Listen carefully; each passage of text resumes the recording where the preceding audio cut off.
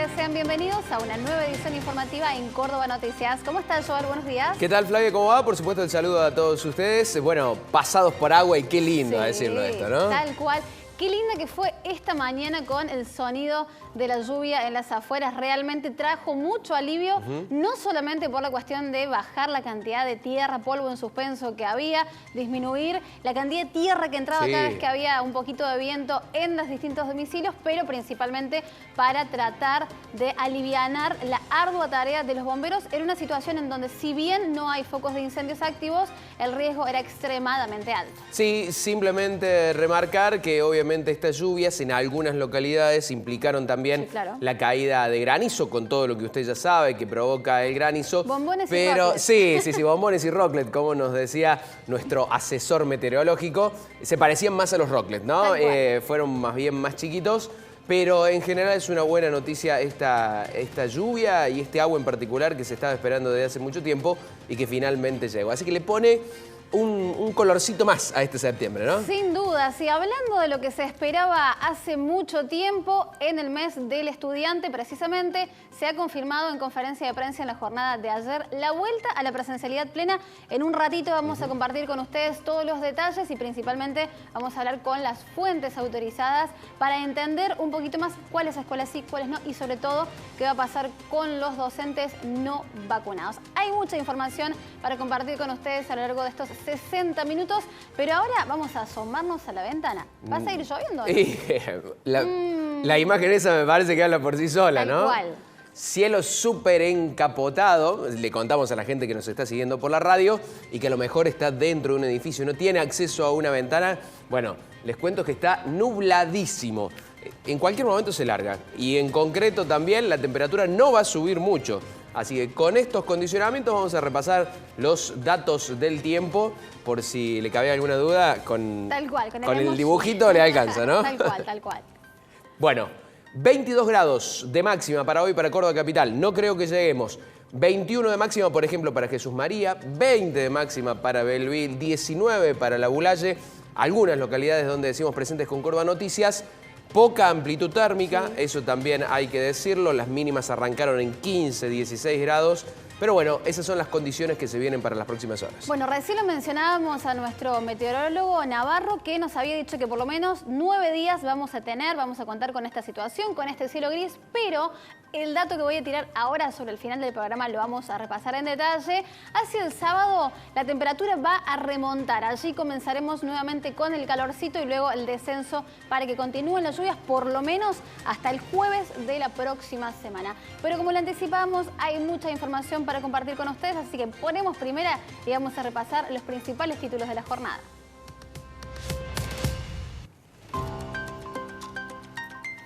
Docentes no vacunados deberán hisoparse. El ministro de Educación aseguró que se les exigirán testeos semanales. Si no lo hacen, no podrán dar clases y tendrán descuentos salariales. Desde el lunes se amplía la presencialidad plena en la provincia. Falleció el ex juez federal Norberto Ollarvide. La noticia se conoció en horas de la noche del día miércoles. Tenía 70 años y se encontraba internado en el Instituto Otamendi de Buenos Aires a causa del coronavirus. Estuvo en Comodoro Pi desde el mandato de Carlos Menem y renunció en 2016 cuando se inició un juicio político en su contra por su actuación en la causa que investigaba el enriquecimiento ilícito de Néstor y Cristina Kirchner.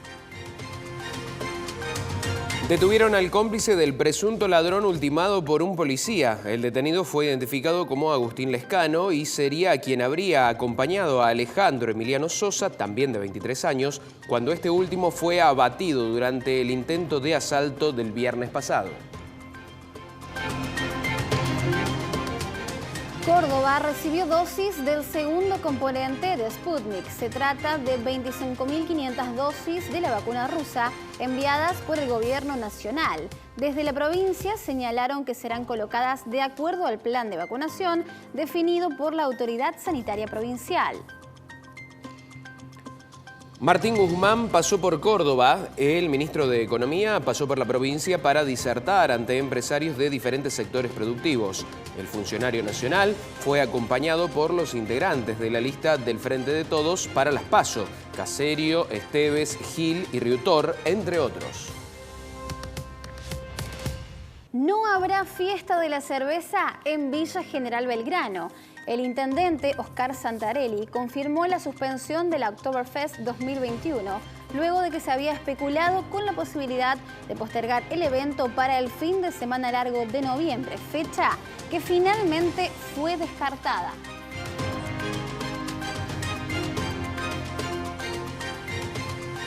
Tal como lo anticipábamos al comienzo del programa, desde el próximo lunes 6 de septiembre vuelve la presencialidad plena en el 74% de las escuelas a nivel provincial, y por eso vamos a saludar al ministro de Educación, Walter Graubach, para entender un poquito más los alcances de esta decisión que ha sido comunicada en la jornada de ayer en conferencia de prensa que se desarrolló en conjunto con el ministro de Salud, Diego Cardoso. Y es por eso que ahora sí lo vamos a saludar. Ministro, muy buenos días. Joel y Flavia les saludamos desde Córdoba Noticias. Mucho gusto, que tengan un buen día. Bueno, muchas gracias por esta comunicación. La primera pregunta tiene que ver con los alcances de esta medida que se ha dado a conocer en la jornada de ayer, este porcentaje de alumnos que finalmente puede volver a la presencialidad plena, y qué pasará con el porcentaje restante. Bueno, con mucha alegría, el 74% de los estudiantes de escuelas estatales, y probablemente una cifra similar en escuelas privadas, pero ese dato lo voy a confirmar la semana que viene, cuando propietarios y representantes legales nos cuenten cómo organizaron sus escuelas con sus espacios físicos y las burbujas, voy a confirmar ese dato. Pero ese 74% de escuelas estatales, de matrícula de escuelas estatales, van a poder recuperar la presencialidad plena, porque al haber disminuido el distanciamiento en los protocolos nacionales de unos 50 a 90 centímetros, cambia el aforo por aula, nos permite que en lugar de no más de 15 alumnos podamos tener 25 alumnos más el docente, y eso nos permite eliminar burbujas, convertir un aula en una burbuja, o sea, se va a seguir moviendo como burbuja el aula para los recreos, para otras actividades, los horarios, etcétera, etcétera, con lo cual van a recuperar asistencia muy similar a la normalidad prepandemia, aunque la vida de la escuela va a ser con todos los cuidados de seguir inmersos en la pandemia. En el nivel inicial de 1.022 jardines van a volver ahora con la presencialidad plena 804, o sea 83.000 estudiantes. Y en el nivel primario estatal, de 787 escuelas urbanas, 645 recuperan su actividad normal, que son 185.000 estudiantes. Las rurales, escuelas rurales, tanto inicial como primaria y gran parte de las estatales, más la educación especial, ya tenían presencialidad plena desde antes, porque ahí los aforos nos daban para eso. Lo mismo que los sextos grados, sexto año y séptimo año ya venían con presencia plena casi en su totalidad, así que lo que hacemos ahora es agregarle la oportunidad al resto de los chicos.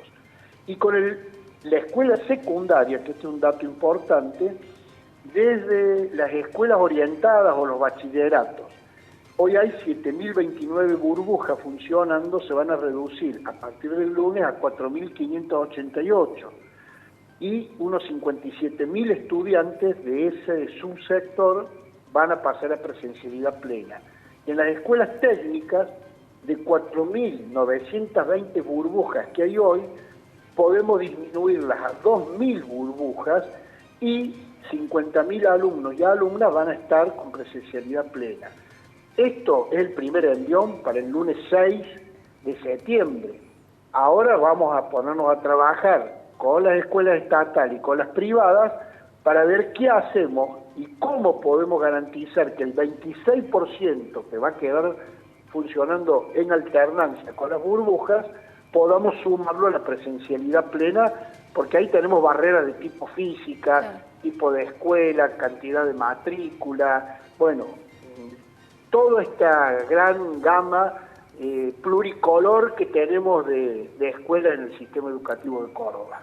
Bien, ministro, recién lo presentamos en títulos, pero me gustaría con usted en esta entrevista poder explayarnos un poquito más. ¿Qué sucede con los docentes que, teniendo la posibilidad de vacunarse, han decidido no hacerlo?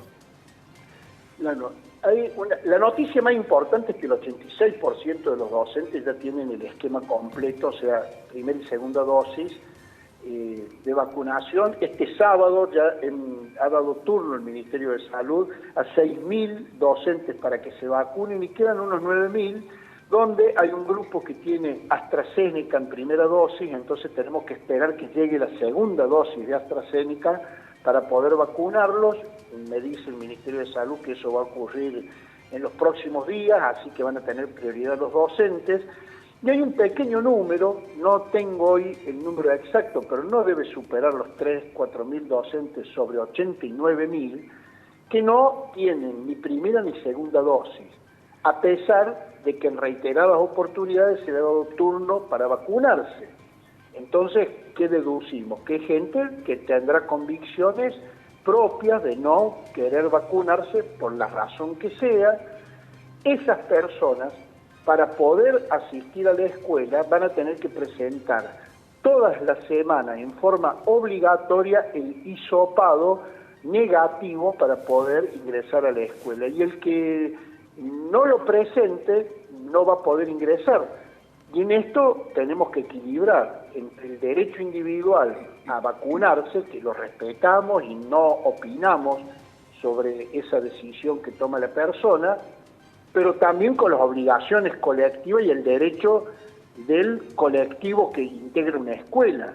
Hay que recordar que uno esté vacunado no quiere decir que no se contagie, lo que hace es disminuir el riesgo. Pero además en la escuela los chicos no tienen posibilidad de vacunarse, salvo los jóvenes entre 12 y 18 años que tienen comorbilidades a los cuales se los puede vacunar con la vacuna del laboratorio de Moderna. El resto, hasta que no ingrese Pfizer en Argentina, no se los puede vacunar porque es la única vacuna autorizada para jóvenes entre 12 y 18 años. Entonces, está bien, uno respeta el derecho personal a no vacunarse, pero no puedes poner en riesgo al colectivo de docentes y estudiantes que están en la escuela, porque, bueno, me parece más que obvio, ¿no? Ministro, sin dudas estamos hablando de una cuestión de salud pública y sobre todo de proteger a este grupo de estudiantes que no ha recibido la vacuna. En este caso la protección también tiene que venir del adulto que decida colocarse la vacuna. Pero le quería preguntar en torno a esta situación. En el gremio de los judiciales, por ejemplo, se están llevando adelante distintas medidas de fuerza porque no acuerdan con esta disposición. ¿Ustedes han podido hablar con UPC al respecto, UPC y SADOP, para tratar de que no se repitan medidas de fuerza como consecuencia de esta disposición? No, lo hemos hablado en general, pero además, mire, qué sé yo, cada cual que actúe como le parezca, para eso somos grandes, ¿no? ¿Pero cree que se puede dar alguna medida? Es una decisión que no es para docentes, en primer lugar, es para toda la administración pública. Exacto. Cuando se es convocado a la presencialidad, deben estar vacunados o traer el hisopado en forma semanal, que además es gratuito, porque lo pueden hacer en cada uno de los 750 centros de testeo que tiene la provincia, que le agregó el Ministerio de Salud el día domingo exclusivamente para docentes, más allá de que puedan ir de lunes a sábado también, pero se le suma un día. Está todo dado para que las personas que tienen la convicción de no vacunarse gratuitamente puedan completar con otra serie de medidas. Así que el que lo toma, enhorabuena, va a ser bien recibido, no va a haber ningún problema, pero aquel que se niega a vacunarse y a hisoparse con el riesgo comunitario que eso implica, bueno, tiene consecuencias. Si están de acuerdo o no están de acuerdo, ya no es, para mí ya no es opinable. Eso, ojalá que se den cuenta y comprendan la responsabilidad que tienen. Si no se vacunan, hisopénse.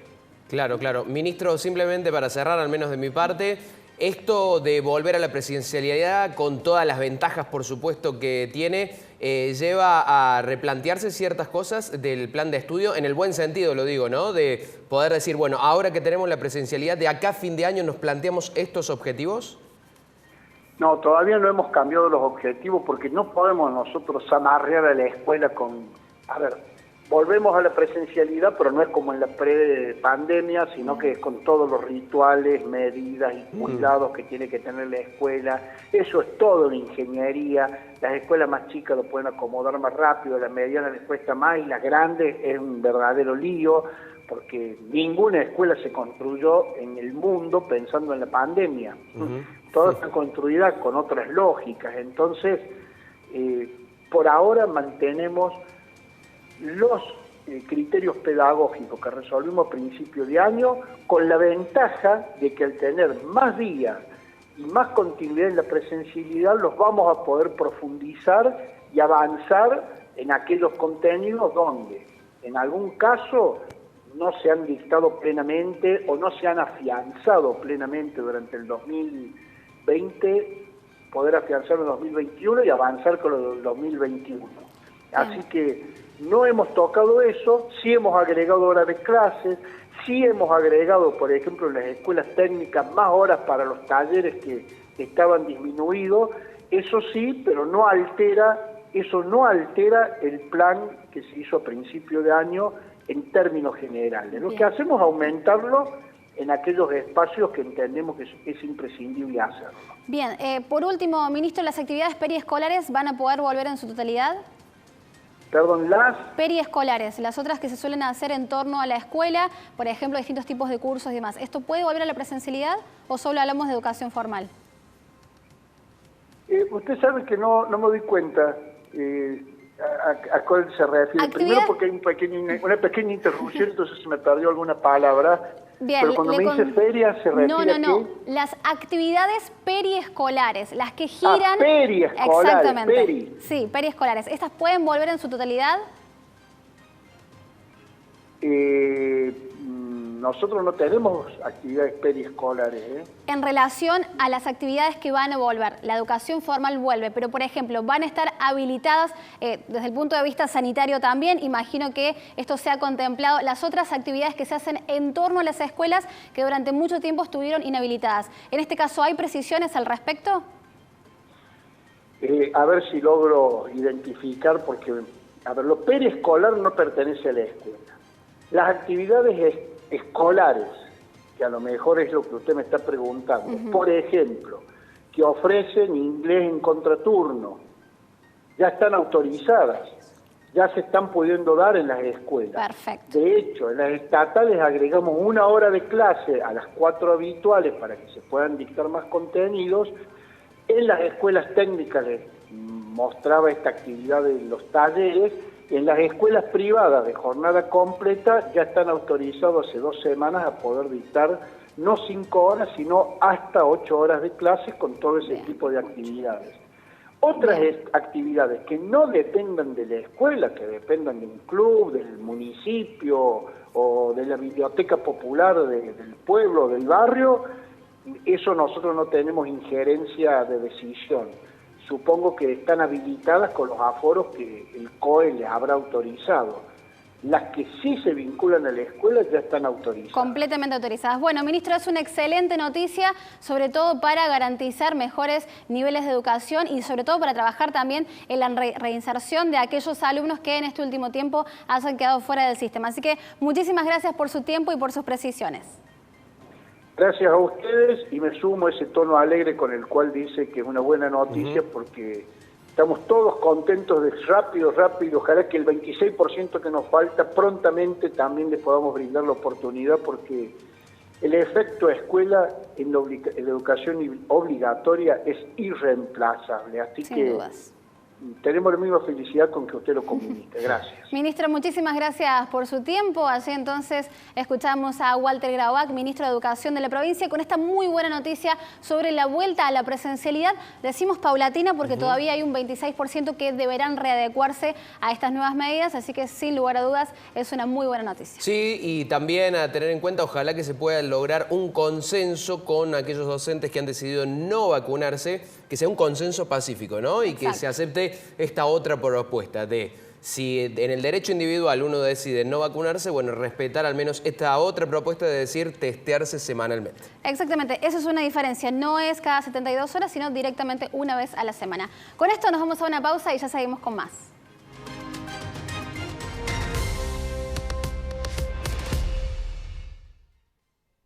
Este finde, Carlos paseamos, contemplar la ciudad desde las alturas del Cerro de la Cruz, absorber la energía del sol caminando por la Costa Negra, divertirse a lo grande en un sinfín de paseos y entretenimientos para toda la familia.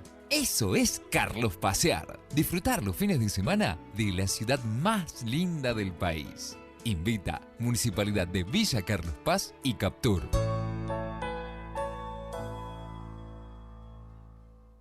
Hace tiempo lo venía pensando. A mí me gusta mucho el comercio, la moda, la ropa, no sé. Y me decían, ¿te vas a largar ahora? Que está tan difícil que la habilitación. Y bueno, entré a la página de la municipalidad y fue muy fácil. Un trámite simple, rápido y ya tenía la habilitación. Punto. Ahora, habilitar tu comercio es fácil, simple y rápido. Entrá a la página de la Municipalidad de Córdoba, cliquea en Ciudad Moderna y Digital y seguí los pasos para la habilitación de tu negocio o empresa desde cualquier dispositivo. Porque sabemos que tu tiempo es valioso, creamos Habilitación Online de Negocios, un servicio de la Municipalidad para hacerte la vida más fácil. Córdoba Capital. Te presentamos Aquarius, en su nuevo envase retornable. El mejor sabor a un precio increíble y en el envase ideal para que siempre puedas retornar por otra. Usa cualquier envase retornable de la familia Coca-Cola. Aquarius retornable, para que cuando se termine tu Aquarius puedas retornar por otra. ¿Querés tener tu casa, tu auto o tu moto? Con Alcance podés. Entrá en alcanceplanes.com.ar y elegí cómo pagar eso que tanto querés. Y si salís adjudicado, no pagás más. Alcanceplanes.com.ar. Planes de ahorro a tu medida. Para todos hay un plan. Sumate con tu familia. 0810-333-9701 y 03-516-3326-64. Planes de salud del Hospital Italiano. Te cuidamos siempre.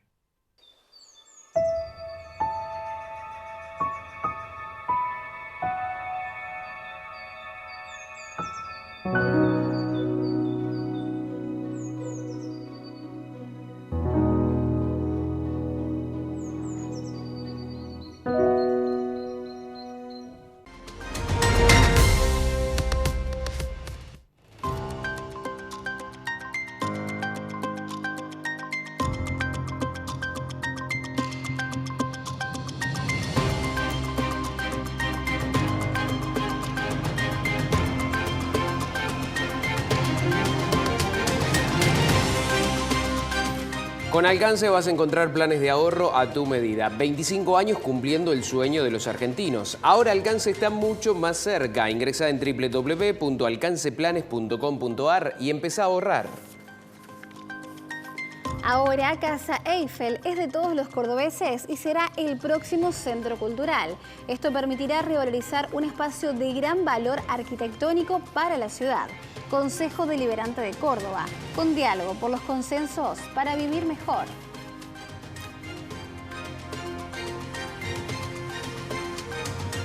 Salimos a las calles de Córdoba y ya mismo lo saludamos a nuestro compañero Gustavo Vicellares, que nos va a dar más precisiones sobre aquel hecho que le contábamos del Puente 15 que terminó con un muerto el viernes pasado. Gustavo, ¿qué tal? ¿Cómo va? Buen mediodía, Joel. El saludo para vos, también para Flavia. Estamos en la central de policía, más precisamente en la sala de prensa, con el comisario inspector Jorge Garay, porque en las últimas horas y en la zona norte de la ciudad, más precisamente en barrio Argüello, se hizo un procedimiento, valga la redundancia, y se logró la detención de un hombre de 23 años relacionado con este hecho que decías vos, que se dio en el Puente 15 hace casi una semana. Inspector, muchísimas gracias por recibirnos. Buen mediodía. Se ha logrado la detención por ahora de una sola persona.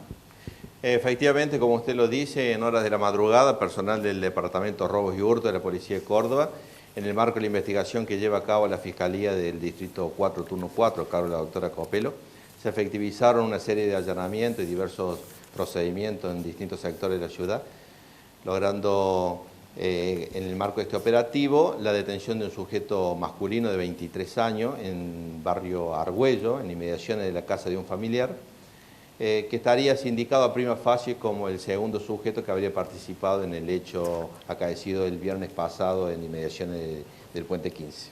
A partir de ahora falta ver si se hace algún tipo de declaración de parte de él para ver qué indicios da o qué pistas da para que siga la investigación en curso. Efectivamente, ya está a disposición de la justicia, quien tomará los recaudos necesarios para la continuidad de la investigación. En el ámbito de la policía, puertos adentro de la policía, ¿cómo se vio en sí el hecho de los otros días ahí en la inmediación del Puente 15? Bueno, en el marco de nuestra labor cotidiana no es ajeno este hecho más acaecido. El efectivo policial se encuentra a disposición de la justicia, al igual que cualquier otro ciudadano, y solamente resta que se complementen otras series de diligencias judiciales que seguramente emanarán de la Fiscalía para terminar de dar luz a la causa que investiga la misma. ¿En las próximas horas de la policía se puede hacer algún tipo de procedimiento en alguna zona aledaña a las inmediaciones de Argüello o no? Y seguramente, como le decía, no se descartan nuevos operativos en el marco de esta causa o de otras que seguramente tendrán como finalidad incorporar nuevos elementos de prueba. Joel, Flavia, esta es la realidad, lo que pasó en este procedimiento en horas de la mañana. No sé si quieren alguna consulta, alguna pregunta que le hagamos al comisario Garay, se la trasladamos. No, simplemente agregar una última pregunta. Si es habitual que estando por allí de civil tengan que intervenir desde su conocimiento, preguntarle esto, que muchas veces si les pasa esto a los policías. Me preguntan del estudio de los periodistas si estando de civil muchas veces, a veces tienen que intervenir o no en situaciones peligrosas o de conflictividad que hay con algunos individuos que están en la calle. El personal policial cuenta con el protocolo de actuación para estos casos en particular, los cuales creemos que este oficial se ha estrictamente enmarcado su actuación en base a las normas que nos regulan nuestra actividad. Perfecto. Bueno, Flavia, ¿alguna pregunta, alguna consulta para el inspector? No, simplemente llevar esta información muy importante que bien relataban recién sobre esta persona que aparentemente en los primeros indicios habría intentado ocultarse en la casa de un familiar y que finalmente, bueno, ya ha sido detenido. La otra persona, en relación al policía, ¿cómo está la situación de él en estos momentos? Para terminar de repasar esto. Repasamos la situación en sí del policía que se vio involucrado en el hecho. ¿Cómo está la causa, por así decirlo, del oficial? Bueno, el oficial se encuentra imputado y a disposición de la justicia. Muchísimas gracias, inspector. No, por favor, muy buenas tardes. Desde la Central de Policía seguimos con este caso. Sigan ustedes, por supuesto, en la continuidad de lo que es Córdoba Noticias. Adelante. Excelente, muchísimas gracias. Allí lo teníamos a nuestro compañero Gustavo Vicellares dando precisiones sobre este hecho en particular. Sin lugar a dudas, un tema que una vez más pone a la mirada de la policía en jaque, pero por supuesto, investigaciones que se están desarrollando. Ahora vamos a abordar un tema muy importante que ha cobrado especial relevancia también en torno a la pandemia y tiene que ver con la adicción a los videojuegos, a lo que muchas veces se piensa que se da estrictamente en un grupo etario, pero ahora vamos a ahondar un poquito más en esta situación y por eso vamos a saludar a la licenciada Lucrecia Esteve de Lorenzi, quien es la directora del Instituto de Prevención de Adicciones de la Defensoría del Pueblo, a quien agradecemos el contacto. Muy buenos días, licenciada. Yo y Flavia, les saludamos desde Córdoba Noticias. Muy buenos días. Bueno, gracias por acompañarnos y la pregunta que tenemos en este contexto es ¿de qué manera y en qué grupo etario específicamente, si es que podemos segmentarlo a uno, afecta esta adicción a los videojuegos? Bien, tenemos que tener en cuenta que ya hace una década que la Organización Mundial de la Salud ha instalado como la adicción al juego un problema de salud mental que afecta entre el 1 y el 10% de las personas que están expuestas a los videojuegos. Por lo tanto, tenemos que tener en cuenta que es importante empezar a prevenir y abordar estas situaciones. En general, cuando se piensa en el consumo de sustancias como el alcohol, el tabaco, la marihuana, la cocaína, fácilmente hay sistemas de alarma en relación a que puede llegar a ser un problema y un problema de salud. Pero cuando se trata de adicciones conductuales, como es a los videojuegos, a las tecnologías, a las compras, esos sistemas de alarma no existen muchas veces en la familia y en la sociedad porque lo consideran conductas habituales. Desde la Defensoría del Pueblo, por ejemplo, nosotros estamos desarrollando foros con jóvenes. Y en la situación de pandemia, puntualmente en la del aislamiento social, los jóvenes han notado una gran preocupación por las conductas que ellos tienen en relación a las tecnologías. Pero no podemos decir que esta sea una problemática de los adolescentes y de los niños. También podemos ver que en los adultos muchas veces tenemos estas conductas problemáticas. De hecho, hay muchos estudios en el cual muchos adultos refieren que tienen grandes dificultades para poder concentrarse en diferentes actividades porque se ven interrumpidos por lo que pasa en la telefonía celular, ya sea un mail, un mensaje, las redes sociales. Entonces podríamos decir que es una problemática que atraviesa a todos. No todos llegan a desarrollar una dependencia hacia los videojuegos o hacia las tecnologías, pero sí podríamos decir que hay muchos consumos problemáticos. Usos problemáticos. Por ejemplo, cuando le indagamos en los jóvenes con los que trabajamos, ¿cuál es el promedio de horas que pasan expuestos a las diferentes tecnologías? El 55% de los jóvenes nos refirieron de que pasan entre 3 y 5 horas utilizando las tecnologías. Y un 35% pasan más de 6 horas. Por eso es importante empezar a sensibilizar la población en relación a esta problemática, porque si no podemos ponerle un tope a esto, hay muchas cosas que los jóvenes y los niños dejan de hacer por estar conectados a los juegos y a las diferentes tecnologías. Empiezan a dormir más tarde, empiezan a no hacer las tareas escolares, a las tareas domésticas, a vincularse con la familia, con los amigos, a hacer deportes. Y eso obviamente impacta de manera directa no solo en la salud física, sino también en la salud mental. Claro, claro. Licenciada, puntualmente sobre esto que está mencionando, me quiero detener solo en 2 aspectos. Tema sedentarismo y tema socialización con sus pares, con otras personas en general. Imagino que afecta también y mucho.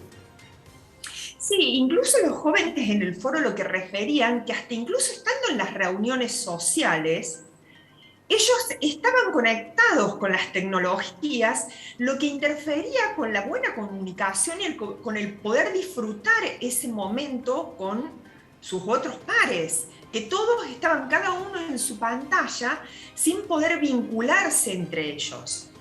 Por eso es muy importante el poder generar otras alternativas. Muchas veces se trata de prohibir el uso de las tecnologías y muchas veces eso no da muy buenos resultados, sino que más bien es proponer otras alternativas, proponer otras actividades.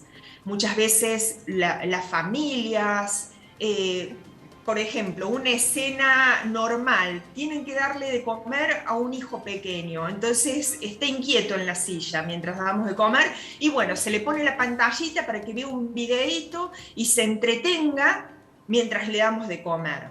Bueno, todas esas conductas van generando aprendizajes. Y esos aprendizajes sostenidos en el tiempo empiezan a generar diferentes problemáticas, porque después, ¿cómo le sacamos a ese niño o a ese joven el celular o los videojuegos si nosotros en alguna medida vamos permitiendo que esas conductas se vayan instalando en la cotidianeidad. Me parece, licenciada, muy interesante lo que está planteando y muy brevemente le quiero consultar en torno a esto. ¿Cuál es la edad adecuada, si es que existe, o a partir de en qué rango etario a un niño no se le tiene que dar celular? En realidad no tiene que ver solo con el no darle el celular, sino que otras alternativas planteamos. No podríamos decir que hay una edad adecuada o inadecuada, eso depende de muchísimos contextos. Pero lo ideal es que mientras el niño está en desarrollo, pueda tener otro tipo de aprendizajes y vínculos con el mundo que no tengan que ver con las pantallas.